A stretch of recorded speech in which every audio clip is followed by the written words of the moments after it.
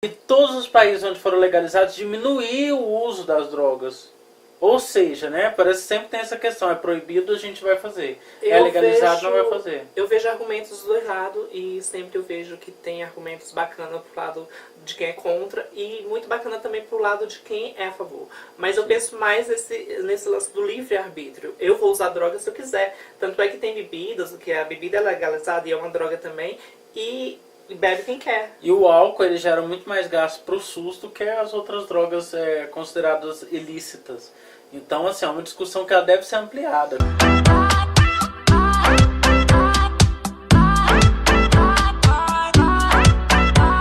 Oi, pessoas! Então, pessoas, minha convidada hoje é a Giovana Xavier. Ela é uma garota trans. Eu convidei ela porque ela é candidata a deputada estadual, não é isso? Isso.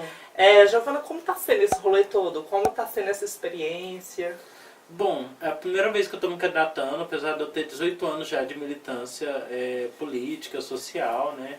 Eu passei por 5 anos no PT e há 13 anos eu estou no PSOL, já fui presidenta do PSOL aqui em Goiânia, hoje sou secretária-geral. Eu não acredito muito nesses moldes de democracia que a gente tem hoje, que a gente vê que sempre são as mesmas pessoas que se elegem, sempre, e a gente nunca tem representatividade de fato, às vezes, nesse espaço. Mas a gente está num contexto hoje diferente. A gente está num contexto onde setores que são LGBTfóbicos, que são racistas, são machistas, além deles estarem no poder, eles estão tendo cada vez mais força, né? A gente tem uma candidatura à presidência que é declaradamente fascista, muito LGBTfóbica, inclusive nas suas falas, e é uma candidatura que cresceu muito. Então a gente vê, da mesma forma que a gente de alguma forma sai do armário, os fascistas saíram do armário nesse contexto. Vocês veem pelos ataques que não só nós estamos sofrendo, mas artistas se posicionam contra essa candidatura, também estão sofrendo. Então, num contexto como esse, onde a gente já não tem direitos, não tem acesso a políticas públicas, nós precisamos ocupar espaço de poder, nós precisamos pelo menos incomodar essas pessoas para elas saberem que elas não estão fazendo por nós. Dá o grito, tipo assim, eu tô aqui, eu existo, eu luto também, como qualquer outra pessoa. Sim, não adianta nada a gente votar em pessoas que não vão nos representar, que não vão fazer políticas públicas para nós, que é o contrário. Tirando os direitos das pessoas pobres, tirando direitos LGBTs, né? A gente tem países onde a pessoa ser LGBT é crime. Se eu não me engano, são 70 e poucos países. São 70 e poucos países. E tem países onde isso leva a pena de morte. Então o que acontece? Aqui no Brasil está longe disso acontecer? Não. Não.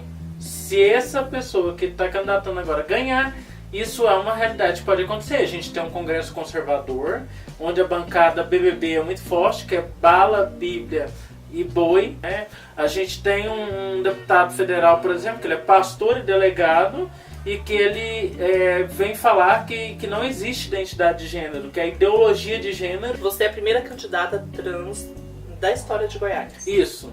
É a primeira vez em Goiás que uma pessoa trans se candidata. Porque assim, a gente sabe que não tem chance de se eleger nessa democracia burguesa. Mas a gente sabe que esse é um espaço onde as pessoas se abrem mais a ouvir sobre política. É um espaço onde você pode fazer um panfleto, que você pode levar ideia, né? A gente tem uma candidata trans em Minas, mas é muito difícil você ver uma candidatura ao Senado que seja de uma pessoa que seja assumidamente gay. A gente sabe que tem alguns que estão no armário lá no Congresso. Lógico, e mas não são poucos, não são poucos. E isso aqui, pra gente dialogar com a população, é muito importante. Você, já na primeira página, você entender o que é identidade de gênero, o que é orientação sexual, o que é expressão de gênero, o que é sexo biológico.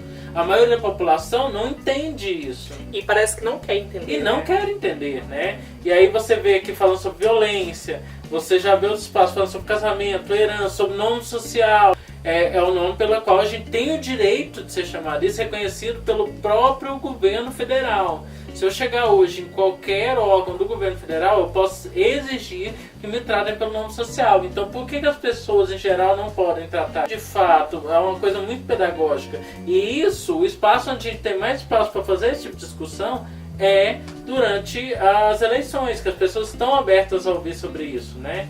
Você acha mesmo que tem que ser ensinado na escola ou que a pessoa vai querendo descobrir essas dúvidas, tipo, sanar essas dúvidas, e no decorrer da vida vai Essa é uma atrás. das pautas que eu tô trazendo. Não acho não, tenho certeza que a discussão de gênero nas escolas é uma pauta fundamental nas Mas escolas, quando nas se fala universidades. de discussão de gênero nas escolas, as pessoas, os pais, geralmente acham que é uma transformação do filho num gay, da filha em lésbica. Mas será que é porque falta informação para eles também descobrir o que é isso? Na verdade, quando a gente fala de discussão de gênero na escola, a gente está falando sobre violência de gênero, principalmente.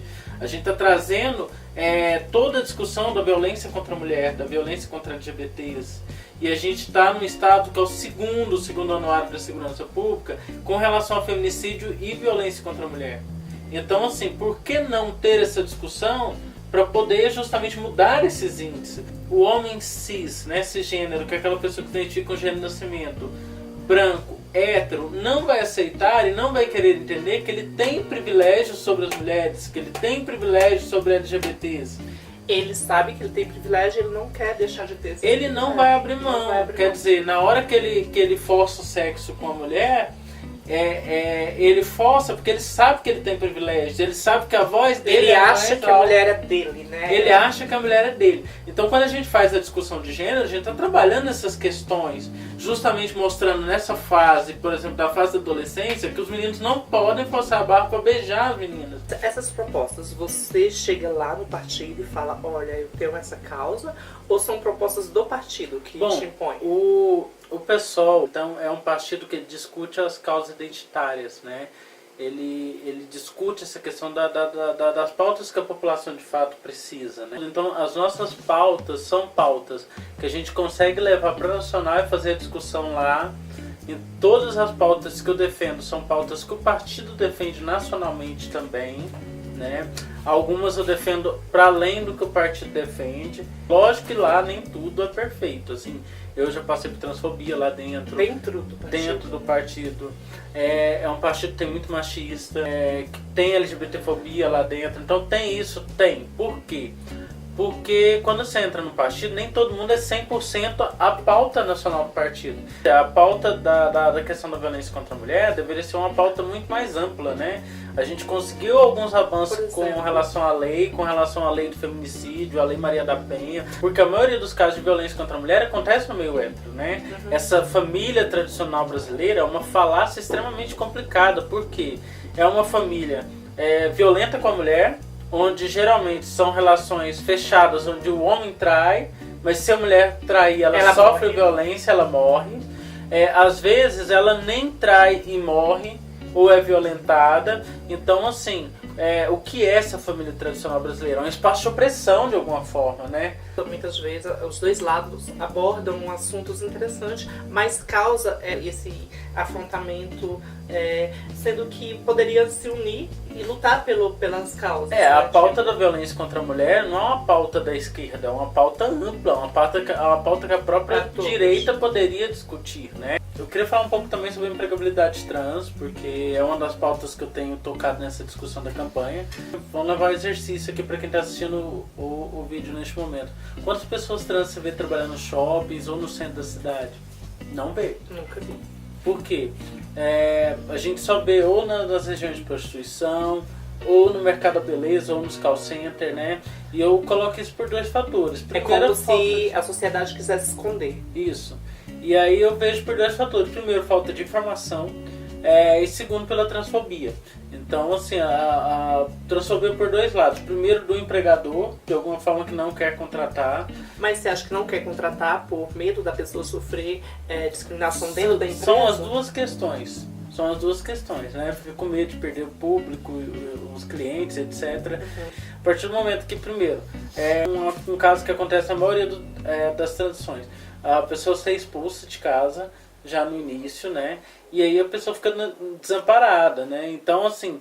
praticamente jogada na criminalidade, na prostituição, por causa desse mercado, dessas portas fechadas, né? Sim, justamente. Então, assim, para isso a gente precisa mudar. A gente precisa de políticas públicas que vão debater essa questão. Aqui do lado, na Argentina, na província de Buenos Aires, tem uma cota de 1% para pessoas trans em todo espaço do serviço público. Ou seja, tem os concursos, mas pelo menos 1% dos cargos tem que ser completado por pessoas trans. É pequeno? É, mas é um avanço, porque a partir daí o Estado começa a dialogar com a iniciativa privada com relação a isso. Existem outras formas, como isenção fiscal, por exemplo. Discutir a inclusão de pessoas deficientes dentro do mercado de trabalho, se estabeleceu políticas públicas nesse sentido. E hoje a gente vê bastante, né? Hoje pessoas com deficiência são incluídas. Então é importante que a gente faça esses debates, né? Hoje o Ministério Público do Trabalho tem feito um trabalho muito importante nesse sentido da empregabilidade trans, de dar um curso de formação, encaminhar para o mercado de trabalho. As pessoas elas tentam de tudo abafar o que já existe, algo que já acontece há muito tempo. A questão trans não iniciou agora. Dentro da mitologia africana nós temos 2 orixás que eram trans. Eu sou mãe de santo na Umbanda, então eu faço algumas discussões e existe essa discussão com relação a esses 2 orixás que eram trans. Eu compartilhei esse dia uma foto de um protesto de 1910 de pessoas trans, tanto mulheres quanto homens trans. E em 1930 foi feita a primeira cirurgia de redesignação. Ou seja, não é algo que iniciou agora. Não é algo novo, não é algo da mídia. Não é algo da mídia. Modismo. Não foi a Rede Globo que inventou. A diferença é que hoje nós estamos tentando nos tornar visíveis, até para lutar contra a questão de que o Brasil é o país que mais mata homens e mulheres trans e travestis. Um dos portais de pornografia, que é o Xvideos, soltou há algum tempo atrás uma matéria onde as palavras mais buscadas dentro do sistema de busca deles são palavras referentes a corpos trans. Ou seja... Curioso, né?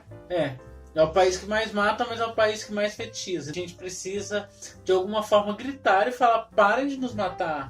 E ao mesmo tempo falar, olha, a gente precisa ter trabalho, a gente precisa ter acesso ao trabalho, né?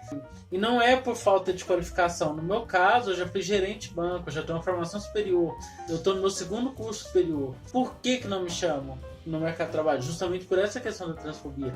Então, por isso é importante a gente pontuar para que as coisas possam começar a mudar. Até porque existe, e é um fato e tem que ser falado. Tem alguma conclusão, assim, o que você acha que poderia estar acrescentando nesse vídeo? Bom, eu queria agradecer pelo espaço, eu acho que é importante a gente trazer discussão. Eu acho que a gente está num contexto bem difícil, que a gente precisa renovar realmente com relação à política. Ou seja, é um assunto muito amplo que é impossível chegar aqui e tentar, como que eu posso dizer, concluir tudo no vídeo só. Sim, é isso. Eu acho que a gente pode tentar mudar. Eu queria chamar a atenção de vocês nesse sentido. 7 de outubro está aí e a gente precisa pensar em quem vamos votar, em quem nós vamos confiar nos próximos 4 anos. São 4 anos. São 4 anos. Porque o modelo que a gente tem de polícia hoje é um modelo onde que veio da ditadura militar e é um modelo ostensivo. E é um modelo que ele serve a quem? Ele tem servido a população? Não, porque não tem trazido segurança de fato à população.